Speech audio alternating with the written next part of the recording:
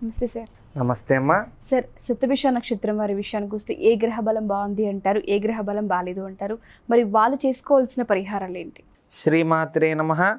సర్వమంగళ మాంగళ్యే శివే సర్వార్థ సాధికే శరణ్యే త్ర్యంబకే దేవి నారాయణ నమస్తే. అందరికీ నమస్కారం. ఈరోజు మనం తెలుసుకునే శతభిష నక్షత్రం వరుస సంఖ్య చూసుకుంటే 24వ సంఖ్య శతభిష నక్షత్రంది. అదేవిధంగా శతభిష నక్షత్రానికి అధిపతి రాహు అన్నమాట. రాహు దేని కారకుడు అంటే స్థిరత్వ కారకుడు, కాన్సన్ట్రేషన్ కారకుడు. అన్నిట్లో కూడా స్థిరమైన ఆలోచనలు రావాలన్నా, మంచి స్థితి కలగాలన్నా, చేసే జాబ్లో నైపుణ్యం సాధించాలన్నా రాహు మంచి స్థితిలో ఉండాలి వీళ్ళకి జాతకపరంగా. అదేవిధంగా ఎక్కువ శాతం ఏంటంటే వీళ్ళ ఆలోచన తమో గుణంగా ఉండటం, అంటే వీళ్ళ గుణాలు గణాలన్నీ కూడా తెలుసుకుంటే ఈ విధంగా వీళ్ళు మారితే కనుక అన్నింటిలో కూడా సక్సెస్ సాధించవచ్చు అనమాట. ఖచ్చితంగా మనం మారితేనే జాతకం ఎప్పుడు మారదమ్మా. మనం మారితేనే జాతకం అనేది మంచి యోగదాయకంగా ఉంటుంది. అది ఎలా అనేది మనం దీని తాకట్టులో ఉన్న బంగారాన్ని విడిపించి ఆ రోజు ఆన్లైన్ రేటుకే మేము కొంటాం. శర్మ గోల్డ్ కంపెనీ కొంటే కనుక వీరి గణం వచ్చేసరికి రాక్షస గణం అనమాట. అంటే ఎక్కువ శాతం ఏంటంటే ఏది పట్టుకున్నా అది అంతగా తేలిగ్గా వదిలేరు. ఖచ్చితంగా అది మంచైనా చెడైనా ఏదైనా తెగిపోవాల్సింది. అంటే భర్త సరైన భర్త రాకపోయినా, భార్య సరైన భార్య రాకపోయినా ఎక్కువ వాళ్ళతోనే అడ్జస్ట్ అయిపోతాం కానీ పక్కకైతే రామంటారు. అంటే వాళ్ళ స్వభావం అలా ఉంటుంది. అదేవిధంగా వీరి యొక్క తత్వం చూసుకుంటే ఎక్కువ శాతం ఏ విషయంలో అయినా సరే మొండి తత్వం ఎక్కువ. ఏదైనా సరే నాకు సాధించాల్సిందే, సాధించేంత వరకు ఖచ్చితంగా నిద్రపోరు అంటారు కదా, అలాంటి స్వభావం కలిగిన వాళ్ళు వీరన్నమాట. అదేవిధంగా వీరికి గుణం చూసుకుంటే తమో గుణం అనేది అధికంగా ఉంటుంది. అంటే వీరు ఎవరి జోలు వెళ్ళరు, వీడి జోలు ఎవరు వస్తారని చూస్తూ ఉంటారు. తమో గుణానికి ఉన్న ఇది ఒక ఏంటిదంటే వీళ్ళు ఖచ్చితంగా ఎవరి జోలు వెళ్ళరు, వీళ్ళ జోలు ఎవరు వస్తారా, వాళ్ళని ఎలా గట్టిగా ఇద్దామా సమాధానం అని చెప్పి ఆలోచిస్తుంటారు.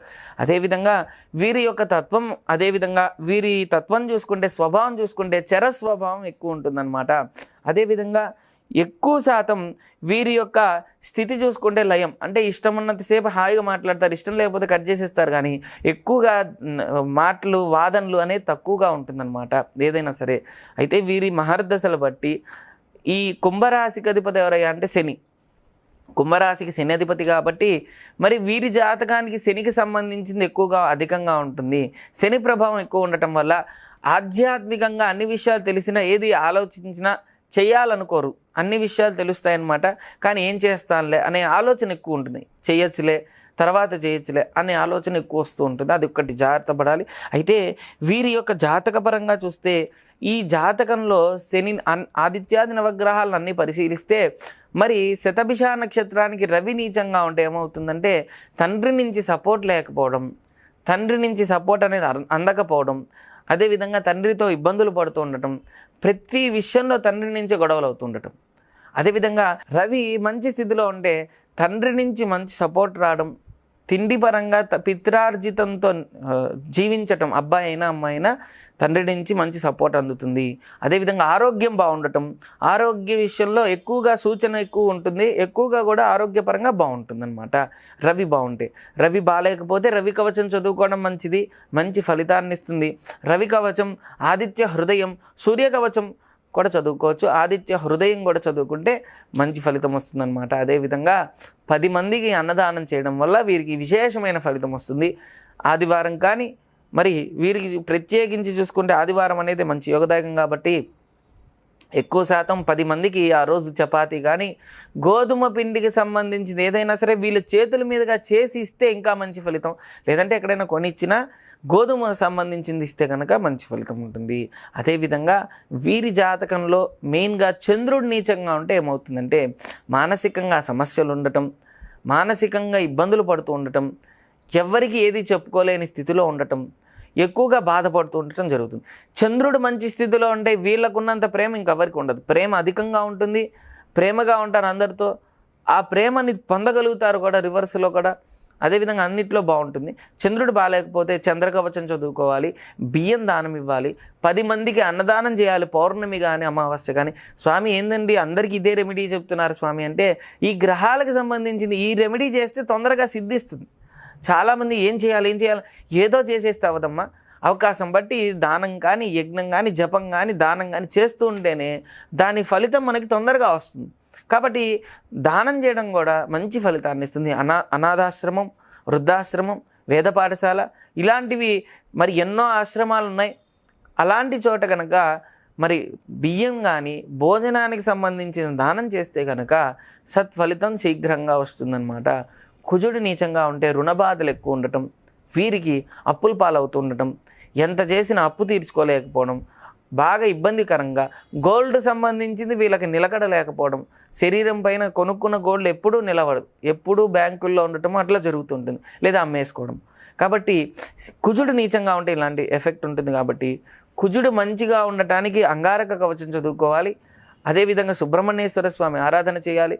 సుబ్రహ్మణ్యేశ్వర స్వామికి విశేషంగా పూజా కార్యక్రమాలు పాల్గొంటే మంచి ఫలితం వస్తుంది. కుజుడు నీచంగా ఉంటే రక్తవర్ణం వేసుకోకూడదు, అంటే రెడ్ కలర్ డ్రెస్ అనేది పనికిరాదు.